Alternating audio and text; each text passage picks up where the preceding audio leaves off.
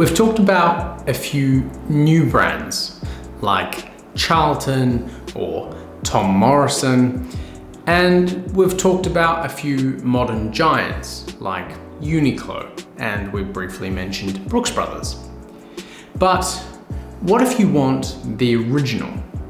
How about a knit from the oldest manufacturing factory in the world? A factory and company that are synonymous with high quality knitwear. A company that can only be John Smedley. Hello, I'm Sam from Jessup Says. The focus of my channel is to share and educate on how to buy less, buy better.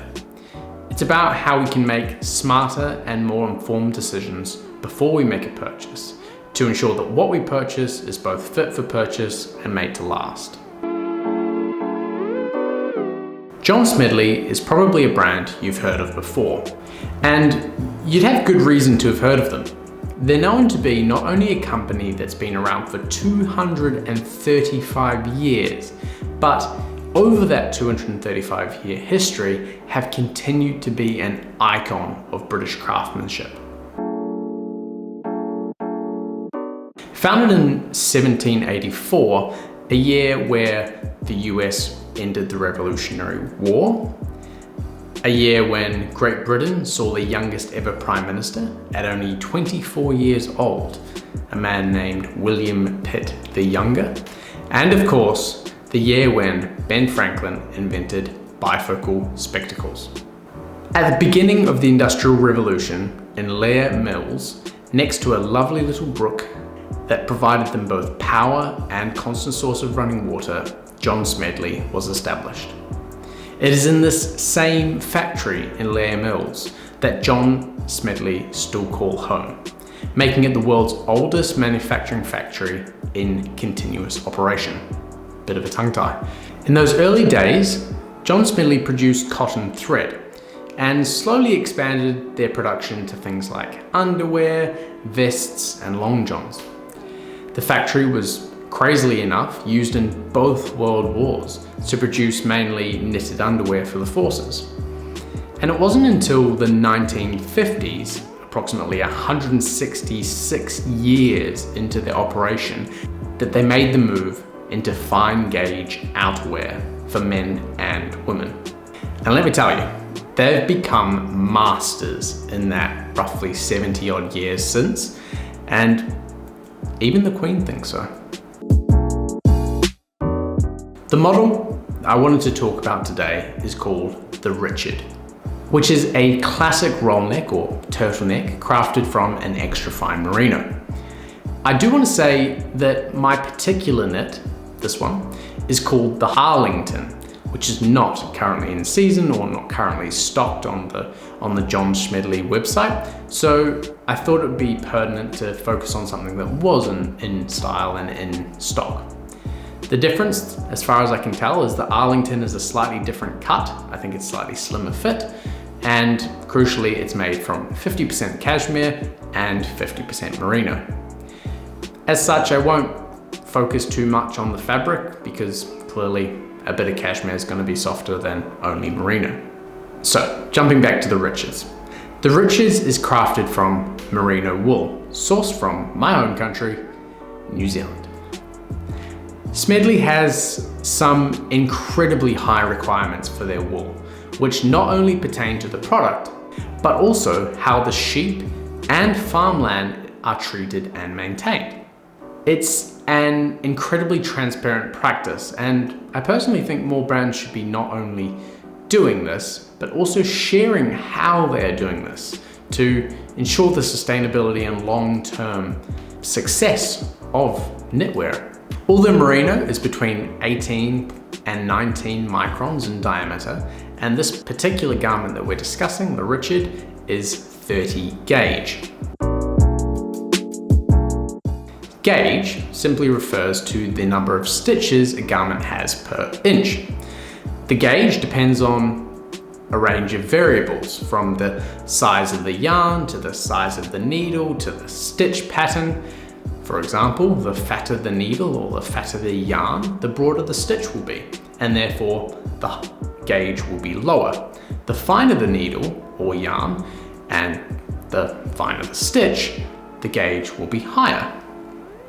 30 gauge is considered to be very fine. The fit of the Richard is described as easy fit, whereas I would call this maybe more form-fitting. Basically, it's not too form-fitting and is designed to either be worn by itself as a base layer or on top of other layers like over a shirt or something else. It's rather versatile in that way.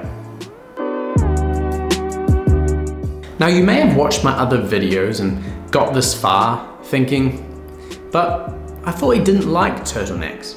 And yeah, you're right. But I didn't always know that. And these are sort of the things you have to learn over time. As you can see, to sort of make it more comfortable around my neck, I like to fold it in thirds. Sort of making it like a mock neck, but maybe not as ideal as a mock neck might be. It was actually my love for this John Smedley turtleneck and my frustration that I was sort of hardly ever wearing it that led me to investigate alternatives. Even only wearing it 2 or 3 times a year, I really did love the experience. It's extremely lovely to wear. It's comfortable, it feels lovely against the body, and on a super cold day, it really does warm you up. It can be quite a lifesaver. As you may expect, the fabric on my Arlington is exceptional. It's leagues above everything else that I own in terms of the thin knitwear style. I've no doubt that the 50% cashmere is insisting in adding the softness to the garment. But even then, when combined with merino, the merino must be exceptionally high quality for the garment to be this soft and feel this luxurious. To take advantage of this incredible fabric, I typically use my Arlington as a base layer, much like I am doing so now, wearing it against my skin and then layering other things on top of it. It's sort of so that the softness of the garment doesn't get taken for granted. I was surprised by how fine this garment seems to be, how fine the threads are, when you compare it to something like either my Uniqlo or my Brooks Brothers. They're all roughly the same gauge, which means that all the wool is roughly the same diameter. But the Smedley does feel a lot finer. Maybe it's the expertise that they've developed as the best producers in the world, but there is something special about the way it all comes together. John Smedley actually have a wonderful section on their website about how they achieve their extremely high quality garments. I've actually put a link below and you're welcome to browse. It's quite fascinating to look at how many processes and how much human interaction is involved to ensure the desired outcome and the quality. And there are multiple steps included and related to quality control.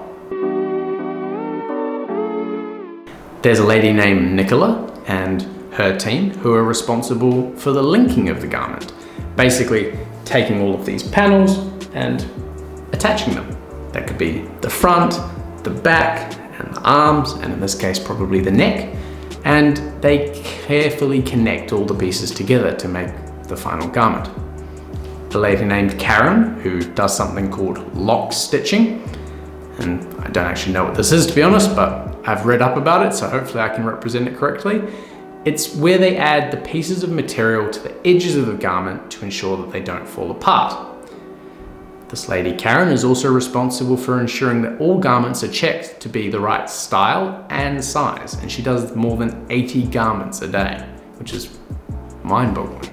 Another process I thought was interesting was conducted by a lady named Tracy, who is known as a visible mender. It seems to me like someone that you have to have the keenest eye and the steadiest hands to do this job. If anything so much as a tiny thread is out of place, she meticulously and carefully replaces and puts the garment back together, which is just a crazy amount of handwork and attention for detail. Reading these workers' stories and watching their videos gives the most true impression about how much love and attention goes into every garment. Doing things the old-fashioned way, slowly, considerately, on purpose, one garment to last a lifetime, truly embodying buy less, buy better. I encourage anyone watching this video that may find that interesting to have a look at the videos that John Smedley actually created, and they go through and interview each of these people and give a little bit more information about their daily lives. It's very, very interesting. John Smedley is a true example of British manufacturing. They've adapted and changed with the times, and each time have ensured themselves at the top of their field. With no doubt a lot of hard work and manpower, they truly have become an extremely successful brand over the 230 odd years that they've been around. If you are looking for the very best knitwear that money can buy, then John Smedley is an easy brand to recommend. Anyway, thanks very much for watching, and I look forward to seeing you in the next one. Cheers.